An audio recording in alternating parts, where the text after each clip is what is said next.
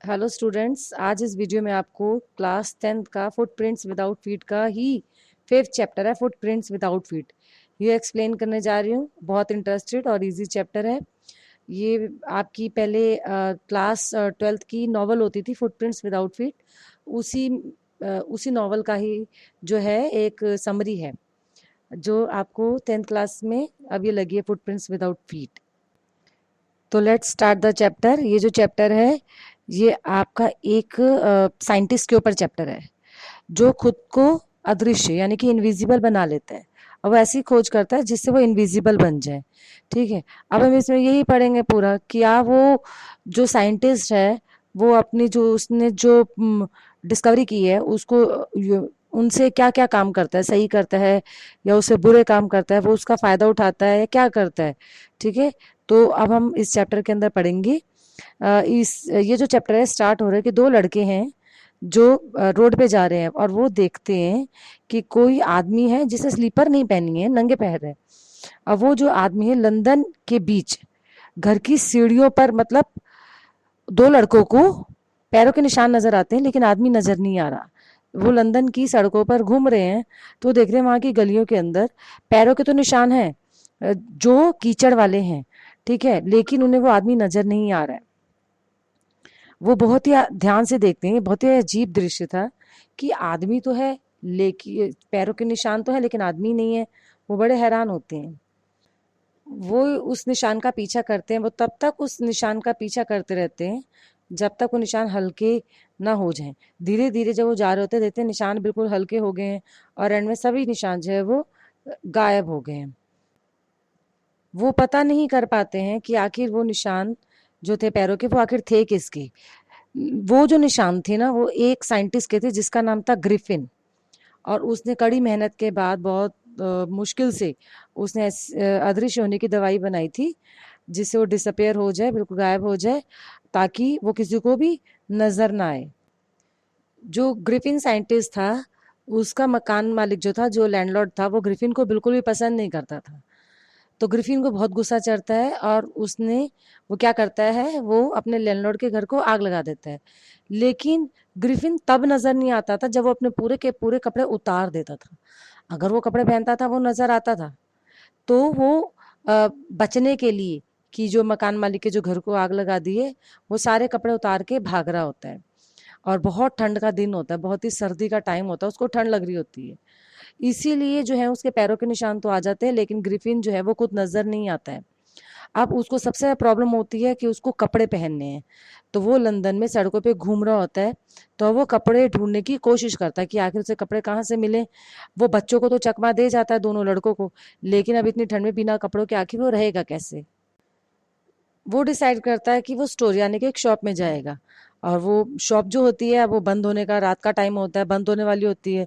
वो उस स्टोर के अंदर जाता है। वहां पर वो जो सर्दियों के कपड़े होते हैं, ओवरकोट शूज वगैरह सब निकाल करके पहन लेता है। उसे भूख भी लगी होती है तो जो स्टोर के अंदर जो रेस्टोरेंट होता है वो वहां जाता है। वहां पर वो कॉफी लेता है और जो ठंडा मीट होता है वो खाता है। उसके बाद वो वाइन वगैरह भी खरीदता है और वो मिठाइयाँ वगैरह भी खाता है। और इस तरह से फिर वो उसको बहुत नींद आनी शुरू हो जाती है क्योंकि पूरा दिन वो थक गया होता है। वहां पर जो रजाइयाँ होती हैं, क्विल्स होती हैं, उनके ऊपर वो जा करके सो जाता है। अगले दिन उसकी नींद ही नहीं खुलती है क्योंकि वो इतना टायर्ड होता है और उसको बहुत अच्छा फील हो रहा होता है, वो एकदम गर्मी में होता है। तो वो सोए रह जाता है और स्टोर खुल जाता है और दो आदमी आ जाते हैं। अब वो देते हैं कि भैया ये कौन सो रहा है यहाँ पर। ठीक है, वो उसके पीछे भागना शुरू कर देते हैं। अब वो फिर से उसका एक ही आइडिया होता है।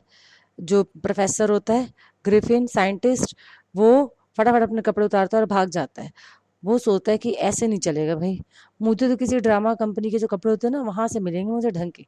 तो क्यों ना मैं वहां जाऊं। मेरा बॉडी तो नजर आ रही है कपड़े पहन के लेकिन फेस तो नजर ही नहीं आ रहा। उसके बाद वो बहुत ढूंढता है तो उसको ऐसी एक जगह मिल जाती है। वो वहां पे जाता है, वहां से कपड़े चुराता है और मुंह पे पूरे पट्टियां बांध लेता है, सर पे हेड डाल लेता है ताकि वो सबको पूरी तरह से अब नजर आए क्योंकि उसका फेस भी कवर हो गया। बॉडी का जो पार्ट कवर नहीं होगा, ठीक है, वो फिर नजर ही नहीं आएगा। अब जो वहां का जो मालिक होता है, ठीक है, वो सोचता है अब मैं कैसे भागूं, अब जैसे तैसे तो कपड़े मिले। वो उसको पीछे से हमला करता है और वहां से कपड़े वगैरह लेकर के भाग जाता है। अब वो सोचता है कि लंदन में रहना तो थोड़ा मुश्किल हो गया है, तो वो एक ट्रेन पकड़ता है। वो ईपिंग नाम की जगह होती है, छोटा सा गांव होता है। सोचता है मैं वहां चला जाता हूँ। जब वो वहां जाता है तो एक तो ठंड बहुत होती है, तो वहां पर एक वो इन इन मतलब सराय होती है, INN इन, जहां पर वो कहता है कि अब मैं यहाँ पर रहूंगा थोड़े दिन। तो वो उस सराय में चला जाता है। अब वहाँ के जो मालिक होते हैं उनका नाम होता है मिस्टर हॉल, और मालकिन का नाम होता है मिसेस हॉल। दोनों हस्बैंड वाइफ होते हैं। तो हैरान होते हैं, अरे इतनी ठंड में तो कभी नहीं कोई आया, ये कैसे आ गया। तो वो झूठ बोलता है, जो ग्रिफिन होता है, क्योंकि वो भाग करके आया होता है। वो बोलता है कि मुझे शांति चाहिए, कांत चाहिए, और मैं जो भी काम कर रहा हूँ मुझे उसके लिए बहुत ही ज्यादा शांति चाहिए, इसीलिए मैं यहाँ पर आया हूँ। तो वो लोग बोलते हैं ठीक है चलो अब आए हो, क्योंकि अब वो भी सोचते हैं चलो हमें भी कुछ पैसा आएगा। पहले तो वो पैसा एडवांस में दे देता है, रेंट जो होता है, किराया। लेकिन वो बाद में उसके, ये तो सब जानते हैं कि उसका पैसा जो है वो चोरी का है। ठीक है। तो अब उसके पैसे खत्म होने लग जाते हैं। तो अब जो सराय के, जो इन के जो लैंडलॉर्ड होते हैं, मिसेस हॉल और मिस्टर हॉल, अब वो उसके चिड़चिड़े स्वभाव से बहुत ज्यादा परेशान हो जाते हैं। आए दिन वो तोड़ फोड़ करता रहता है, किसी को अपने कमरे में आने की बिल्कुल भी जो है परमिशन नहीं देता है। तो अब पैसे भी नहीं देता है। तो जो मिस्टर हॉल और मिसेस हॉल होते हैं वो उससे बहुत ज्यादा परेशान हो जाते हैं। जब मिस्टर हॉल और मिसेस हॉल उससे पूछते हैं तुमने फेस पे पट्टियां क्यों बांधी हैं, फिर वो बोलता है कि मेरा एक्सीडेंट हो गया था इसलिए मैंने बांध दी है। बार बार झूठ बोलता है। उसकी इन्हीं आदतों से जो दोनों हस्बैंड वाइफ होते हैं, मिस्टर हॉल मिसेस हॉल, वो उससे बहुत ज्यादा परेशान हो जाते हैं। प्रोफेसर हमेशा झूठ बोलता रहता है कि मेरा चेक आएगा मैं आपको पैसे दूंगा, लेकिन ऐसा होता नहीं है। प्रोफेसर सोचता है आखिर पैसा लेकर कहाँ से आऊं, तो वो फिर चोरी करने की सोचता है। तो वो जो उनके पड़ोस में ये घर होता है, नेबर में, जहाँ पे पादरी और उसकी पत्नी, वो दोनों हस्बैंड वाइफ जो होती हैं, वो जब रात को सो रहे होते हैं, दिन का मतलब ऐसे 4-5 बजे का मॉर्निंग का टाइम होता है, तो उनको आवाज सुनाई पड़ती है। वो नीचे जाके देखते हैं कि आखिर आवाज किस चीज की है। वो देखते हैं कि डेस्क से सिक्के निकल रहे हैं। सिक्के निकलने की उनको आवाज होती है। वो लोग देखते हैं कि सिक्के निकलने की तो आवाज है, लेकिन कोई है ही नहीं यहाँ पर। वो दिख ही नहीं रहा। वो अपने आप बोलने लग पड़ते हैं कि सरेंडर सरेंडर, यानी कि हमें अपने हवाले कर दो, आत्मसमर्पण कर दो। और फिर उनके हाथ में डंडा भी होता है। जैसे वो अंदर जाते हैं, वो देखते हैं, वो कर्टन के पीछे देखते हैं, डेस्क के नीचे देखते हैं, चिमनी में देखते हैं, लेकिन वहां पर कोई भी नहीं होता है। लेकिन जैसे वो ड्रॉर खोलते हैं, वहां पर तो सारे के सारे सिक्के गायब हो जाते हैं। उसको जो पादरी होते हैं, मतलब जो क्लैरिजी मैन होते हैं, उनको बिल्कुल भी यकीन नहीं आता है कि ये कैसे हो सकता है, बंदा दिख नहीं रहा और घर में चोरी भी हो रही है। लेकिन ये बात बहुत ही अजीब सी होती है। फिर उन्हें ध्यान में आता है कि श्रीमत, जब वो जो मिसेस हॉल थी, जब ग्रिफिन के रूम में जब एंटर किया था उन्होंने, तो चेयर्स वगैरह अपने आप उड़ करके आई थी। तो कहीं ऐसा तो नहीं है कि यहाँ पर भी सब काम अपने आप ही हो रहे हो। तो वो बहुत ज्यादा परेशान हो जाते हैं। चेयर उड़ के आई थी मतलब एक बार जो अम, सराय के मालिक होते हैं, मतलब जो मिस्टर हॉल मिसेस हॉल होते हैं, वो जब देखते हैं कि जो साइंटिस्ट है उसके तो कमरे का दरवाजा खुला हुआ है, तो क्यों ना आखिर आज हमें मौका मिला, हमेशा बंद रहता है, देखो तो आखिर अंदर चल क्या रहा है।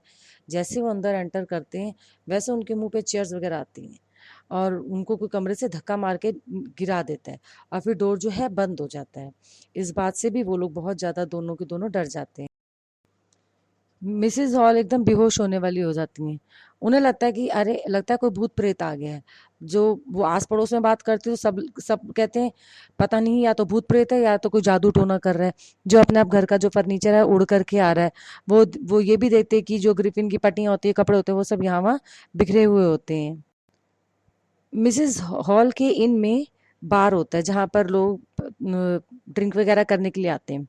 अब मिसेस हॉल फिर से उसके कमरे में घुस जाती हैं, और जो बाहर के लोग होते हैं वो एक कांस्टेबल को बुलवा लेते हैं कि चलो आप, पुलिस ही आके पकड़ेगी, उनके बस की तो है ही नहीं पकड़ना।